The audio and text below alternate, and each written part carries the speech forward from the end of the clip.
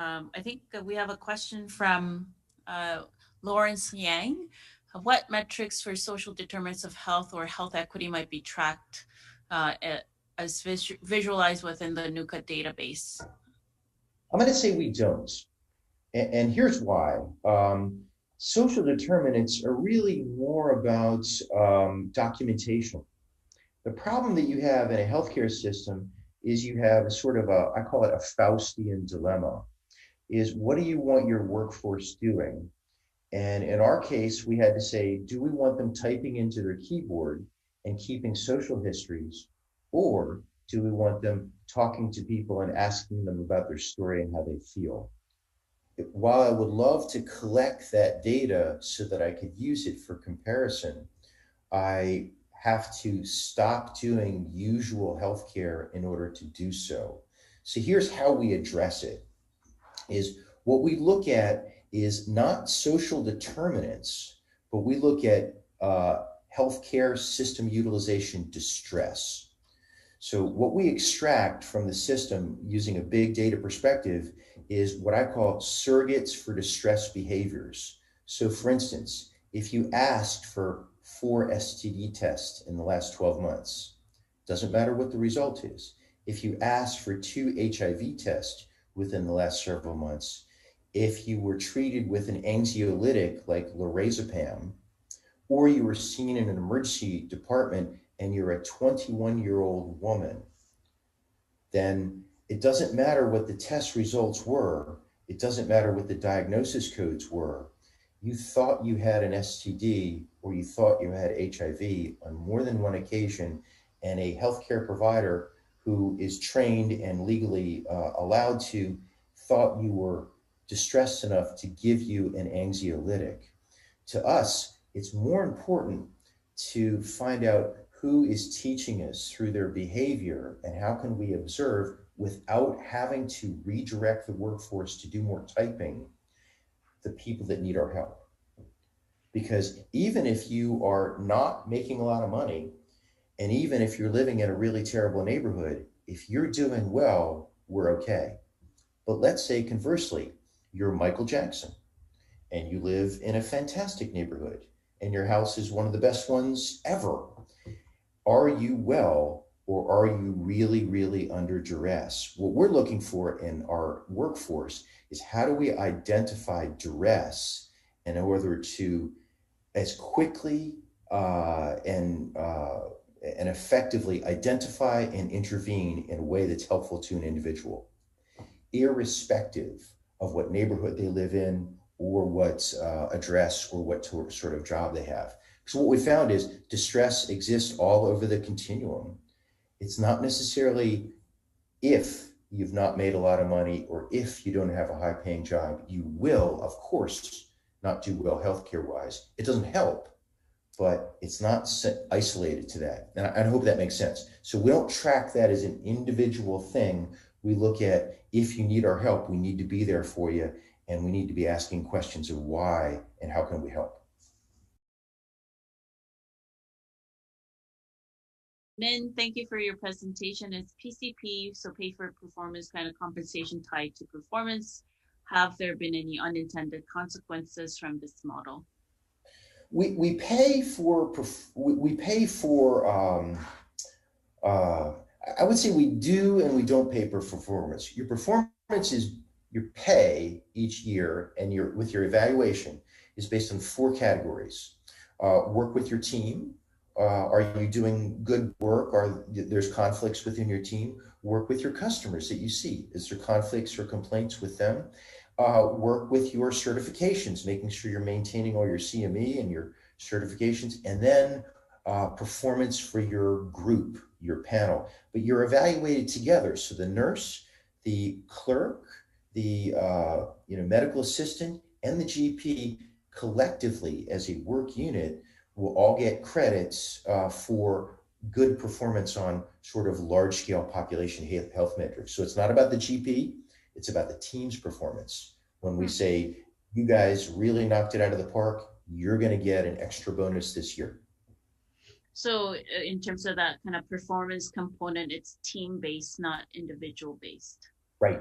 And so what we have actually is sometimes the most active sort of let's get it done folks is the clerk, because the clerk has the scorecard. The clerk knows what place their team is every single day. They can check it at 8 o'clock. And the clerk will say, if we as a team get that top score, then I am getting this raise because we get it together. So a lot of times, the person driving the bus for making it better is not necessarily the GP.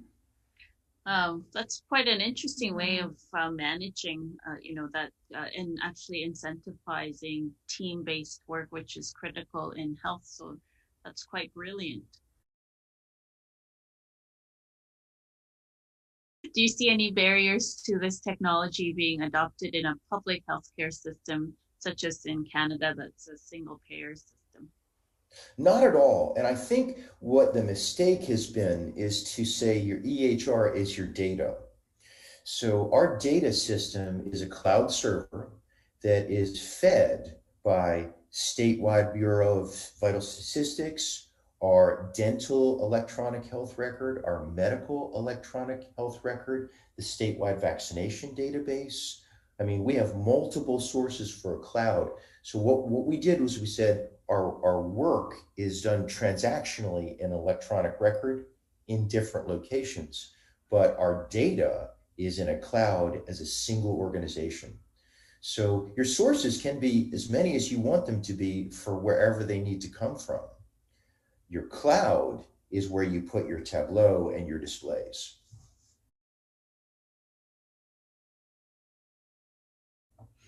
It's great. Another question from Dr. Huang, who is one of our quality leads. When outliers are identified by the data, how do you support low outliers to improve or higher outliers to spread their practice? Here's what's really interesting is we learned a lesson early on. This can never be about blame or judgment or penalty. Improvement must be about awareness and the desire to do better. And so, why we built that view of improvement over time is today, even if you're last place, but you improved by 20% this last quarter, you're still a winner. We still love you. You're still making it happen.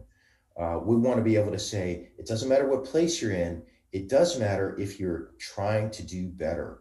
Now, here's what I have as a problem. As the senior medical director for quality improvement, my worst performing teams now, with clear, transparently displayed data available across the system, my worst performing teams are at the national US average. And generally, there's an explainable reason because they've lost a team member or they've accepted a whole new load of new customers. So generally, when I look at when a team isn't doing so well, why? Because we've made it really easy to do well, to learn who I can learn from, and to learn how I can fix it. So when it's not right, it's usually because we've had a sick, team member who has been on medical leave for several months, and we just need to say, hey, it's okay. I mean, stuff happens. You'll fall behind. We'll catch up. We'll help you.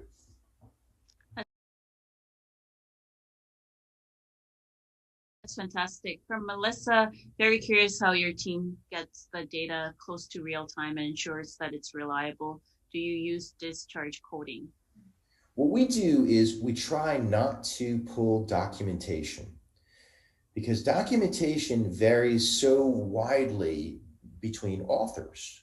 So we try to pull from laboratory databases or procedure databases like the mammograms or things like that. So we look at orders and completed orders for a vaccination, a medication, a lab, or a procedure. If I look at documentation, now I've shifted into looking at process. Now how we ensure it's reliable, the score is partly going to determine your team's pay. So we put a link in the Tableau data view field for error reporting. So if you look at your data, which you can every day, it refreshes at 4 a.m. every day for the platform. If you look at it and you find an error, you can report it, and the data team and data steward will be on it to fix it. Now, as a result, it means that we want to say we will hold you responsible for your performance of data. If you find an error, please let us know. We'll fix it straight away. But it also means that we're playing for real money here. You guys need to make it happen, and we'll give you credit when credit is due.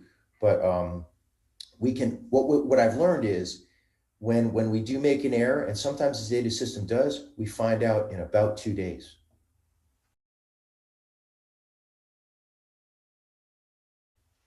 Great.